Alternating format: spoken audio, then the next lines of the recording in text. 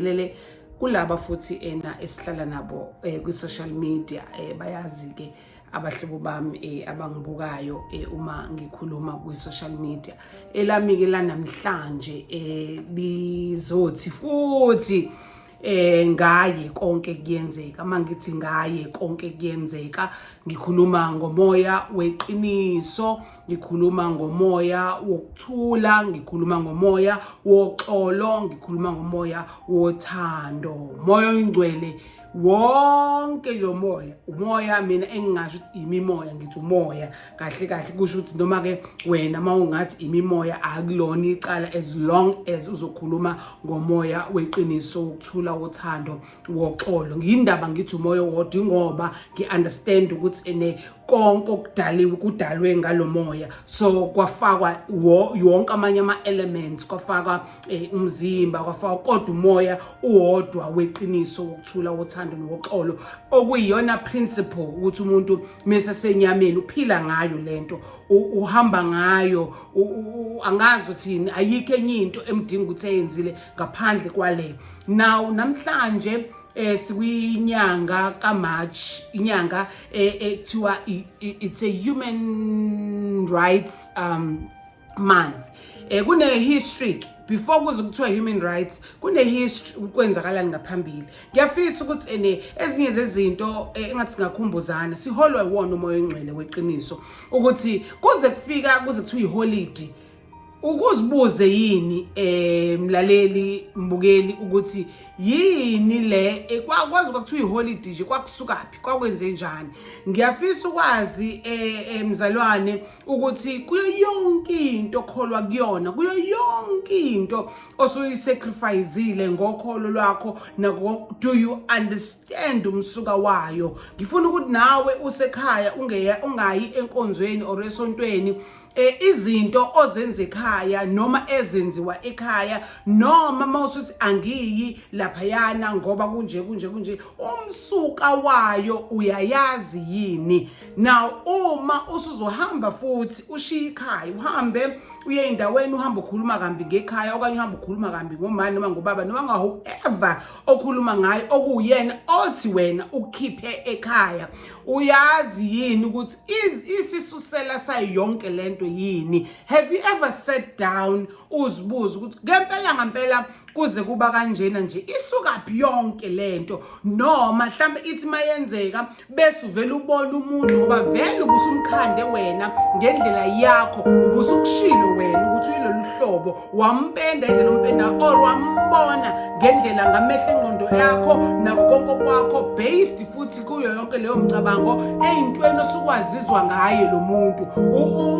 Awukazi uzinike ithuba lokuthi wena uzi-experience-ele, uhlale naye bese uya-understand. Khona umunye uzothi hayibo ngiyahlala naye, ngiyamazi vele unjeni. Okay, ukuhlala nomuntu nihlale osofeni ongale, nami ngihlale kongale, noma silale embhedeni ongale or alale ekamereni engale or silale embhedeni, doesn't mean lo muntu usuyamazi. But umuntu uthi observe lokho bese ubamba ke nezinto azikhulumayo, and izinto azikhulumayo angikwazi ukuthi lo muntu unje ngempela until ngi-understand ukuthi uzazabe lo hlobo mina engingaliqondi kusukaphi. Yindaba lona njalo ehleze nemicabango emimbi ngabanye abantu, yindaba lona ehleze file ngathi yena nje akathandwa, yindaba lona afune nje yonke into engathi ngenzelwa yena yedwa, yindaba lona njalo nje kunezinto wena ongayi-understand ufike uyibuza zona, usubahlala phansi wazama ukudiga kulezo zinto kuyena and get it from yena ukuthi ngempela isukaphi lento. Noma ungasatholanga kuyena-ke mhlawumbe uzomuzwa ekhuluma and do your own research ukuthi kahle la izalwa khona kunjani, konje kugogo wakhe, uyamazi yena, uyakwazi nakubo, uyayazi upbringing yakho, usukwambuza nokuthi ukhule kanjani. So zonke lezo zinto izinto ekufanele ngabe masithi sesiyazenza bese siyaconclude-ke ngomuntu. Siconclude nini ngokuthi siyamazi umuntu? Ngokuthi suwenze yonke le research, wahlala naye iminyaka yadlula kwe-5. Uma ungakahlali naye iminyaka edlula kwe-5, then it means awukakabi khona, awukakabefiki la kufanele sifike khona, ngoba you start to say, oh okay, kanti kunje nje after 5 years ngomuntu. And also nakhona you're not saying hayi sengiqedile ngaye yayikuhle. No, wonke into sonke isimo sakhelwe ukuthi usunderstand, because there are also buildings esiwabona eminyango akhiwe abantu. Sizibuza hayibo kuze kube kanje ke kwaba buildings aseDubai ngithi hayibo wema bazi bacabanga abantu hey Nkosi bese ngithi imisebenzi yezandla zakho. Now uma ngabe sengisho njalo sengisho nje nami ihaba lami ngoba ngiyazi ukuthi umdali akanazo izandla nani, but that power that brought everything into existence, including the intelligence yabantu and the wisdom and whatever else abantu abenza ngayo izinto eziyimangaliso, ngisho njalo ngibabazi bese sithi ngiyadumisa ngoba kusuke kukuhle ngikubonayo. So ziningi izinto ezenziwayo ungazi ukuthi umuntu ucabange kanjani njani. Akusho ukuthi mangabe usubona credibility wena ngoba naku aliyona lento wena obufuna libe yiyona then it means sekufanele libhidliswe, sekufanele lishiswe, sekufanele kwenzeke. No, you just nje yabo ubuke ndawo ukuthi oh okay yabo akhona noma emabhilidi la akhona futhi nowa sathi thina sikhula sawubona olunye uhlobo namhlanje usungangeke usakholwa ukuthi ikhona. Ngikhuluma ngeindawo nje engizazi engathi mangiyimenshina ngithi hayi man kwangenjela because we used to stay here, so kwangenjena lena. So zonke lezo zinto now yonke into osuyibuka ibisibike kunika lento ye-challenge. Indaba i-challenge ifike ngaphakathi kuwena yilento ukuthi vele emaphakadeni sasinikeziwe ukubusa phezulu yonke into. Just bakuthiwa busa kanye ngamanye amazwi akushiwo uhlala ehlalweni bese ubukela abantu phansi, kodwa thiwa take responsibility, be the responsible citizen. Ukuthi ngoba nakho usufikile into kanje umuzwa lo okufanele ube nawo all the time ukuthi take the responsibility. Usufikile sekwenziwe ukuthi sekwenziwe kanje na wena kwakho unakekela leyo nto. So even if you see ukuthi lokho kwakungenjeni or usutholile mhlawumbe ngokuyinika isikhathi ngomuntu osukade research ngayo ufuna ukumazi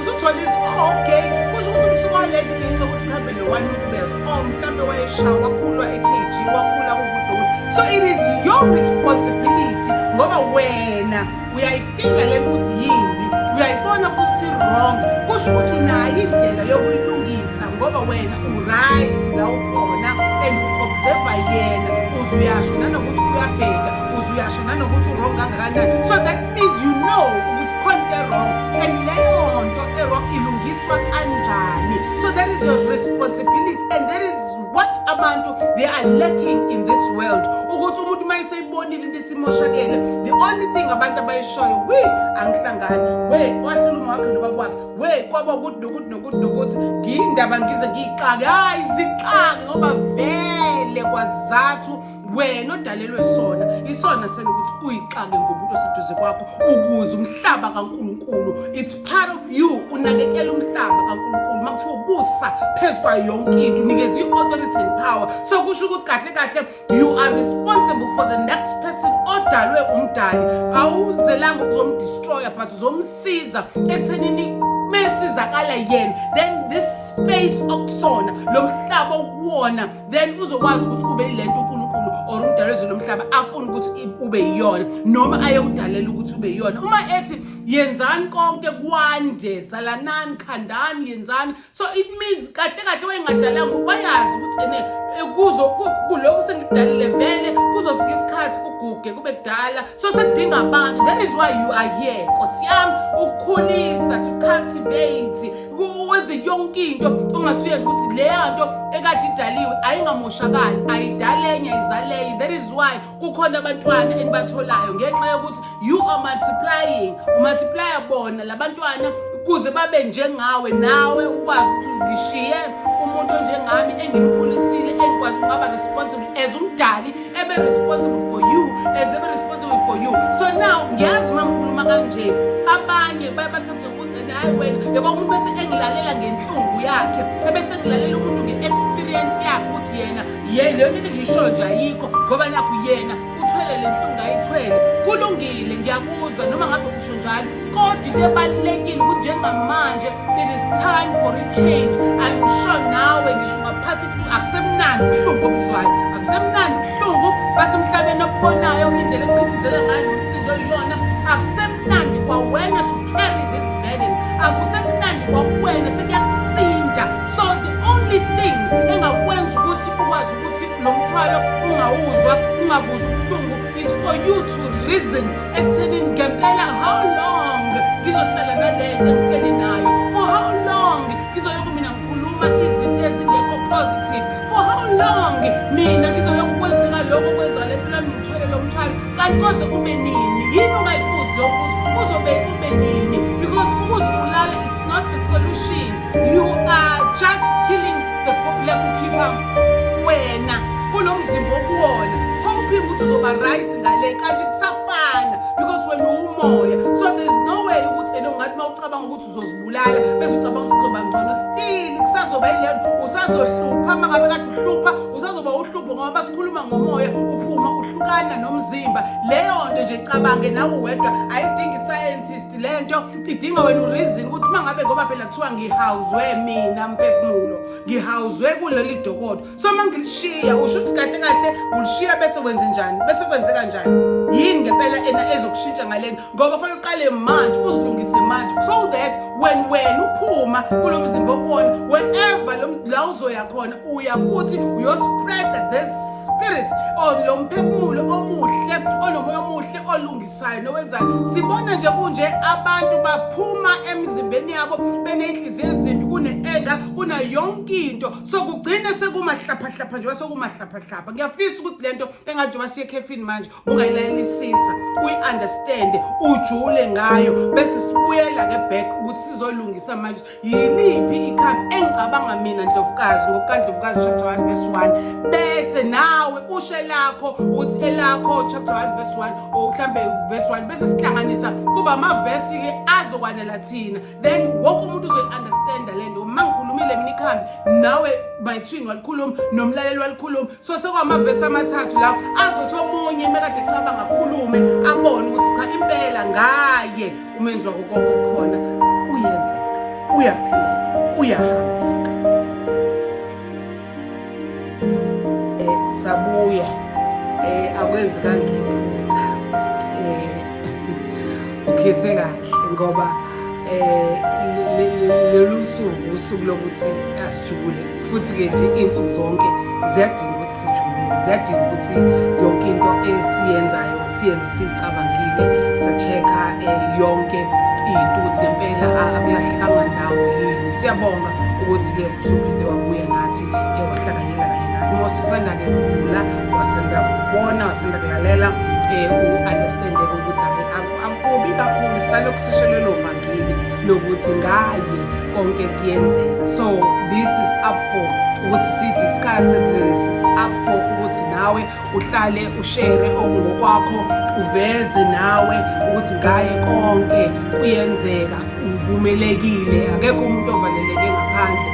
Sebenzisa ithuba olitholayo, share, say something so that sizobona ukuthi hayi sihamba ngabo yini, uyalunga yini, khona mhlambe ke labo ekuthiwa abambethe ingubo ezimhlophe. Ayi engiyothi Nkosi yami sekufikwa la kufikwa khona nami la ngasikhona impela sikhonje kuthiwa laba impela bayibo laba ababizwa ngami. Ngabe mhlambe siyafika ilo level yokucabanga okanye uyafika yini wena kuleyo level yokucabanga ukuthi mhla wokuphela or mhla uphuma wena emzimbeni wakho la uyoyakhona uyokwamukeleka kanjani, futhi uyokwamukelwa uhlobo olunjani lwemphefumulo. Nkosi yami, uma uphuma mphefumulo, uphuma emzimbeni wakho, mhla usuphumile la uyakhona uzokwamukelwa ubani?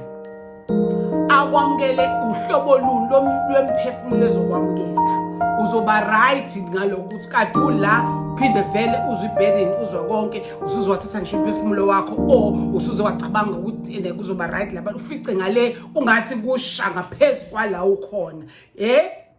Ithini into now? Ngifisa ke ngoba sesikhulumile kakhulu ngezinto ngempela kubalekile ukuthi maze sizi-understande, sizifake engqondweni yethu. Manje ngifisa siyibambe le yokuba irresponsible citizen, like asithathe i-example yase-South Africa njengoba kuthiwa everyone une-right, it's a democratic country, kusho ukuthi nawe une-say. Yabo igama elithi democratic country into yokuthi une-say nawe. Kushuthi abaningi uma ngabe nibaningi nikhuluma into ezwakalayo nebonakalayo nengalungisa this country niyalalelwa, kodwa uma uza wedwa nje ubuhlale wedwa ekhoneni awuzuzwakala. Iyafana-ke lento nasemazulwini, iyafana nakwi-universe lento yokuthi uma uzohlala wedwa ekhoneni and do not engage the angels awasendile umdali kuwena to protect, to lead you, to guide you through your financials, to guide you through how to protect you,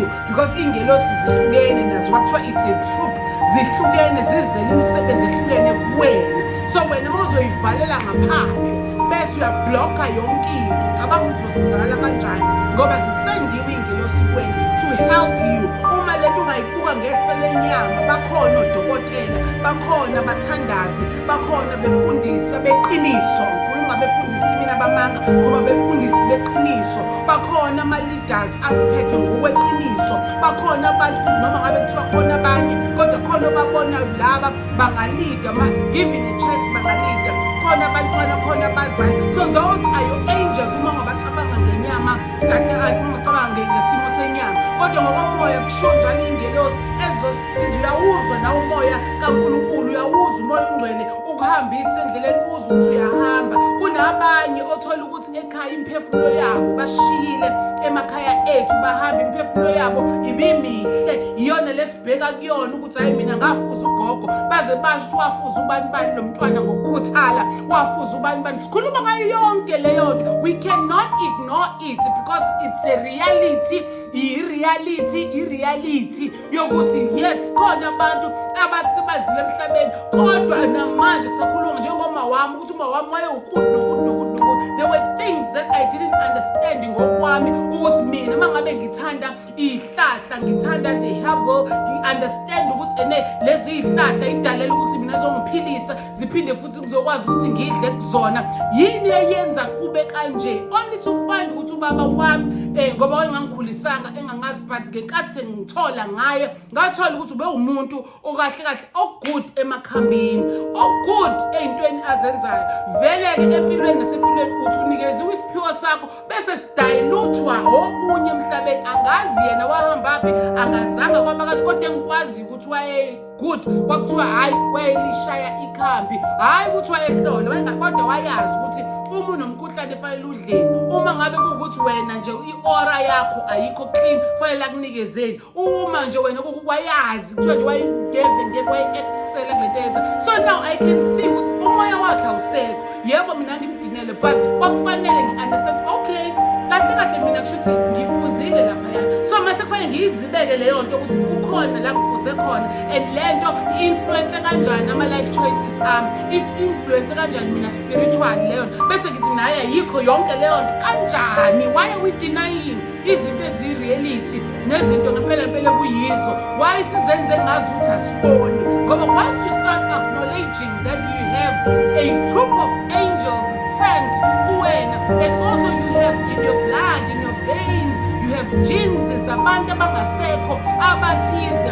That's when you start realizing ukuthi no, uma ngabe ubaba wayenza, even my mother, mina lento yokuthandaza nalento kuningi uma engasikubale ngakho engithi manje sengiyabona konke ngifuze ngawo. And how did that influence me spiritually and also in my life choices? So yonke into uyayibona ngilo muntu ekuyena, I have laba bantu ama-traits abo iwona lawa ngilekelela ukuthi ngizibe kanje. So how do I deny that? Because that's the reality yami. So okwami ukuthi bese ngitholile ngathola umsuka ngoba bengikhuluma ngawo vele namhlanje ngicela wona. Once yonke into wahlala phansi wawuthola umsuka wayo, wa-analyze nawe ngengqondo yakho, nawe wabona ukuthi sengiphila kwi-21st century, so things are done this way. So how can I incorporate mhlambe the two or the 4 or the 3 ingangisiza kanjani ngoba usumdala, you are matured, you also given the power and the authority, so you do understand ukuthi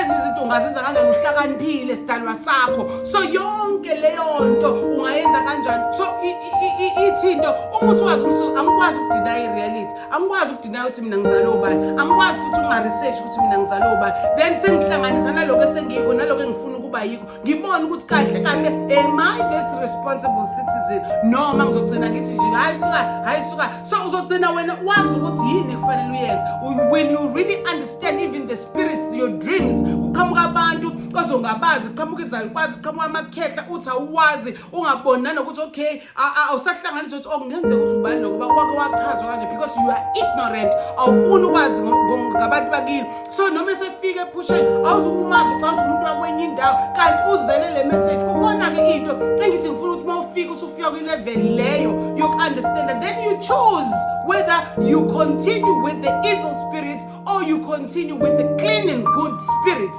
because it's your choice. It's one thing that the creator asinikeza yona emnandi the choice we have the choice and two things in the spiritual realm evil and good and clean so which one wena ufuna ukuhamba ngayo ufuna ukusebenzisa le mibi kulungile phela you must know that there are consequences awukwazi ukukhalela umuntu when you tap into the evil spirits and then think ukuthi nawe kama consequences same nala in the good spirits there are consequences so sekuwena ukuthi choice ithini uthanda ukuthi wena uzwe lokho kuzwayo noma kuwena i-taste ukuthi ufaka salt noma ufaka ushukela kuwena i-taste kokubili uthanda yiphi i-taste and that's the power that we have choice emhlabeni angikhathali ungakhala uthini uthi wena bengena akekho umuntu onayo choice akekho let us be real let us be realistic let us be practical about things akekho umuntu onayo choice kuyenzeka ucindezeleke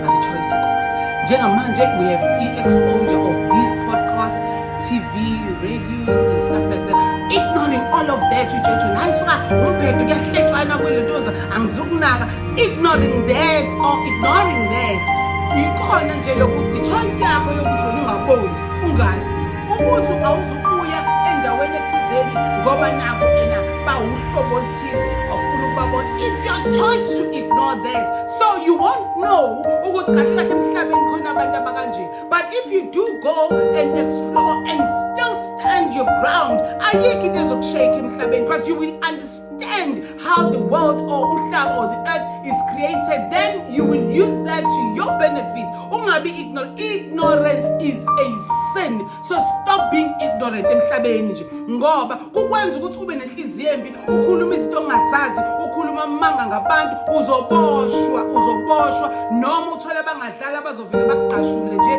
benza into abayithandayo ngawe ngoba ukhuluma kabi ngabo asifani indlela esikhuliswe ngayo asifani indlela esibhilivela kuyona so ungacabanga ukuthi yonke into wena uzoyenza ikulungele till the end khona umzuzu ne moment where you need to reap lokho wena usuke ukutshalile so I'm begging you I'm asking you today as we Thursday prayer Thursday yila abesifazane kwakuthiwa bahlangana khona besililo omama besililo onkopheza bo zimanzi abazofundisa namadodakazi abo ukulila mina ke ngieda ngokukamapule into ethi uyilanga lelo ukuthi makuthiwa siyohlangana wherever la hlangana khona ngibiza namadoda kaNkulunkulu ngoba singakwenza thina sikhulisane si-empowerishane but if men are not empowered then it means sisazoshayisana kusazobheda kutakaza ukulunga so when we do things we must know that we have our brothers and sisters we also have our noma between nenza nodomadoda no besifazane fanele kugcineni there should be indawo la kuhlanganwa khona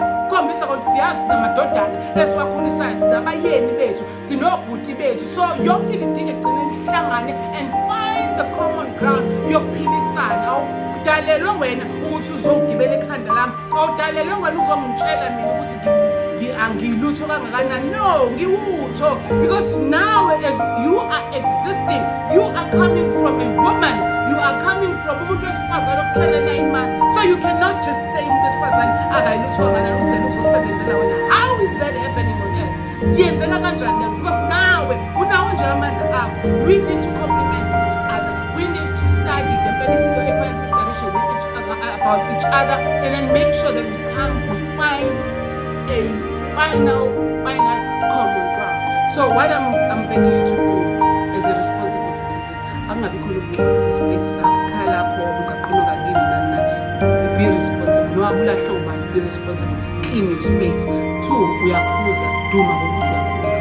La noma bethu ungena indaba zabantu noma ungena ngokukhuza uyazi ukuthi amandla akuwe uyalamula wena awukhiphi nje uzokhipha ukuthi awuyingeni lento, don't care, because kusasa kuzoba wena ufuna sithini wena nakhona. Duma nje ngokukhuza, duma ngokulokhuza, ngokutshela abantu ngomdali. Ngikhuluma mina ngomdali owenza konke kwaba khona. Ngikhuluma ngokuthi mhlawumbe ngizokutshela ngomunye umuntu engifuna ukuthi wena keep on pouring the money, or fanele kube fan yami, or fanele kube no. Khuluma mina ngowenza konke kwaba khona.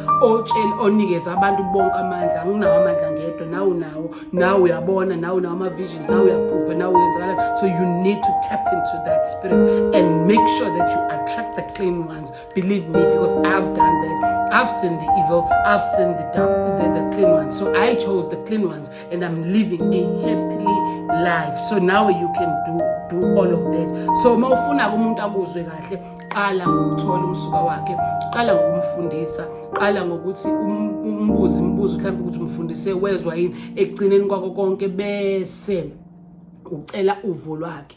Take ama-suggestions akhe. Mekutshela iqiniso lakhe mkholwe ngoba yelakhe.